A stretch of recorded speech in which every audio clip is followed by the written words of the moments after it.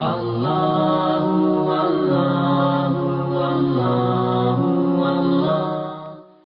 خم کے بعد، حجۃ الوداع کے بعد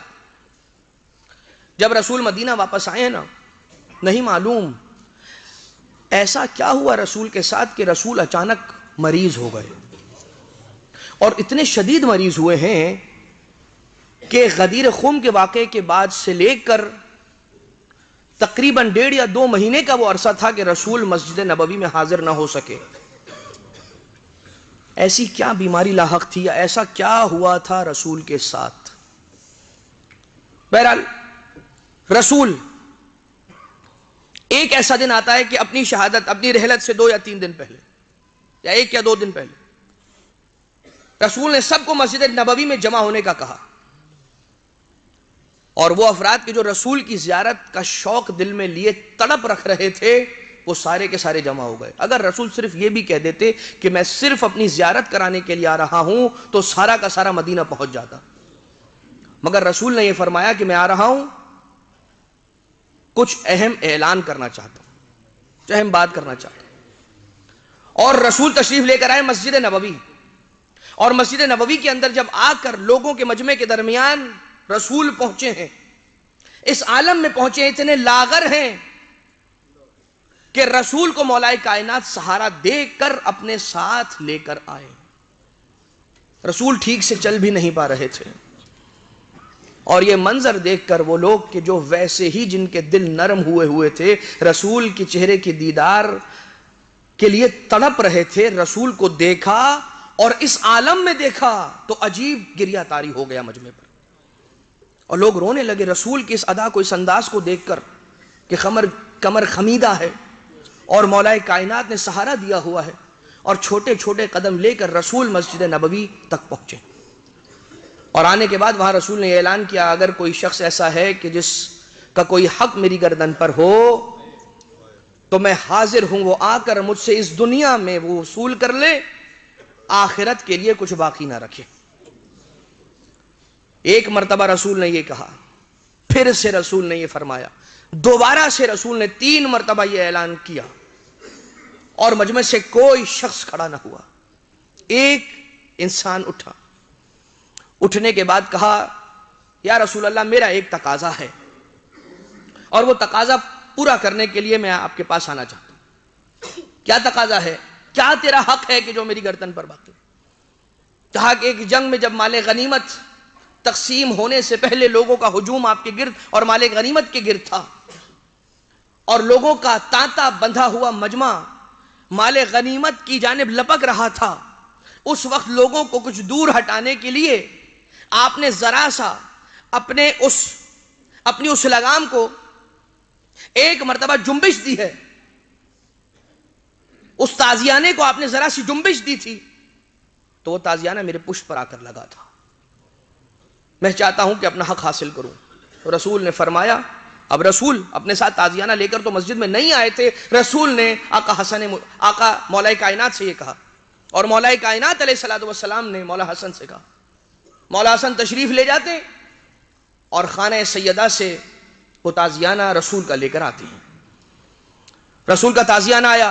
ایک مرتبہ رسول نے تازیانے کو پیش کیا، وہ شخص تازیانہ اپنے ہاتھ میں لے کر رسول کے قریب آیا اور یہ کہتا ہے، یا رسول اللہ جب مجھے تازیانہ لگا تھا تو میری کمر پر کپڑا نہ تھا۔ رسول نے ایک مرتبہ اپنے کرتے کے بند کو کھولا، جیسے ہی رسول نے اپنے کرتے کے کپڑے کو بلند کیا ہے، پشت پر مہر نبوت نظر آئی ہے، تازیانے کو ایک جانب پھینکا ہے، آگے بڑھ کر رسول کی مہر نبوت کو چومنے لگا، بوسے دیتا جاتا ہے، کہتا جاتا ہے، روتا جاتا ہے، یا رسول اللہ مجھے معاف کیجئے گا، آپ کے اس اعلان پر آپ کی مہر نبوت کو بوسہ دینے کی خواہش دل میں جاگی، بس اسی لیے آیا تھا، ورنہ میرا کوئی حق آپ کی گردن پر نہیں بنتا یا رسول اللہ۔ مگر عزیزو وہاں کے جہاں سے یہ تازیانہ لایا گیا نا، وہاں کیفیت بدل چکی تھی، رسول جب خانہ سیدہ میں پہنچے ہیں، ایک مرتبہ سیدہ کو گریہ کنا دیکھا ہے، سوال کیا بیٹا سیدہ رونے کی وجہ کیا ہے، گریے کا سبب کیا ہے؟ کہا بابا حسن آئے تھے تازیانہ لے کر جانے کے لیے، میں نے سوال کیا تازیانہ کہاں لے کر جانا چاہتا ہے؟ حسن بیٹا نے بتایا کوئی شخص ہے کہ جو رسول کو تازیانہ مارنا چاہتا۔ واہ غربتا، جناب سیدہ پر ہمارے لاکھوں سلام۔ اے بی بی صرف تازیانے کا ذکر سنا دل تڑپ گیا، ارے کل کربلا ہوگی، ارے آپ کا پوتا سید سجاد کبھی 4 سالہ سکینہ جب رو کر حاضر جناب سیدہ سے برداشت نہ ہوا۔ رسول ان آخری کی 3 راتوں میں کچھ راتوں میں رسول آرام نہ کر پائے۔ رسول جس مرض میں مبتلا تھے وہ رسول کو اتنا زیادہ ستا رہا تھا یا جو چیز رسول، بہرحال رسول تڑپ رہے تھے۔ اب رسول ایسے تڑپتے جاتے تھے کہ رسول کو نیند نہ آتی تھی عزیزو۔ مگر آج کی رات گزرنے کے بعد کل کی صبح کے قریب کا وہ وقت تھا کہ جب رسول کو کچھ آرام ملا، رسول آغوش نیند میں گئے، رسول سو رہے تھے، اتنے میں ابھی رسول کی آنکھ لگی تھی کہ دروازہ سیدہ پر کسی کی دستک ہوئی۔ آنے والے نے دروازے کو دستک دی، جناب سیدہ نے بڑے آہستہ لہجے میں کہا آنے والے میرے بابا بڑی مشکلوں سے ابھی سوئے ہیں، تو کسی اور وقت آ جانا۔ کچھ دیر گزری، کچھ دیر کا توقف، پھر دوبارہ سے دروازے کو دستک ہوئی، مگر جناب سیدہ نے کہا آنے والے میں نے تجھ سے کہا نا کہ میرے بابا بڑی مشکل سے آرام مل رہا ہے، کسی اور وقت آ جانا، جو چاہیے اس در سے ملے گا۔ مگر آنے والا تو جانے کا نام نہ لیتا تھا۔ دوبارہ سے دستک دروازے کو ہوئی، دل سیدہ تڑپا، آنکھوں میں آنسو آئے، وہ آنسو سیدہ رخسار رسول پر گرے، رسول کی آنکھ کھل گئی۔ اے سیدہ آپ کی آنکھوں میں آنسو، ابھی بابا زندہ ہے، روتی کیوں ہو بیٹا؟ ہاتھوں کو جوڑ کر کہوں گا یا رسول اللہ، بی بی کے چند آنسو برداشت نہ ہوئے، ابھی کچھ ہی گھنٹوں بعد بی بی اتنا روئیں گی کوئی سوال کرنے والا پرسہ دینے والا نہ ہوگا۔ رسول نے کہا بیٹا جانتی ہے دروازے پر کون آیا؟ ابتدائے دنیا سے لے کر آج تک یہ جو دروازے پر آیا ہے نا، یہ کسی کے دروازے پر رک کر اجازت طلب نہیں ہوا۔ اے زہرا یہ تیرے در کا امتیاز ہے،